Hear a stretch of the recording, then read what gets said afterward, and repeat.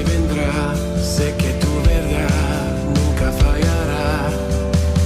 Yo sé que a mi lado siempre estás. Yo sé que a mi lado siempre estás. Habrá nomás entre las llamas que va a estar junto a mí. Habrá nomás sobre las aguas que puede el mar abrir. En mi interior no queden dudas de tu fidelidad. Me alegraré en las batallas, porque conmigo ahí estarás. Tú los vencerás, las tinieblas a tus pies se rendirán. Rugirá tu voz desde el cielo y los muros caerán. Traes libertad, las cadenas ante ti se romperán. Nada nos separa, nada nos separa. Habrá nomás entre las llamas que va a estar junto a mí. Habrá nomás sobre las aguas que puede el mar abrir. En mi interior no queden dudas de tu fidelidad. Me alegraré en las batallas, porque conmigo ahí estarás. Me alegraré en las batallas, porque conmigo ahí estarás. Me alegraré en las batallas, porque conmigo ahí estarás. Me alegraré en las batallas, porque conmigo ahí estarás. Me alegraré en las batallas, porque conmigo ahí estarás. No hay nombre igual al nombre de Cristo. El que fue, el que es y por siempre será. Aunque no sepa lo que que vendrá, sé que tu verdad nunca fallará. Yo sé que a mi lado siempre estás. No hay nombre igual al nombre de Cristo. El que fue, el que es y por siempre será. Aunque no sepa lo que vendrá, sé que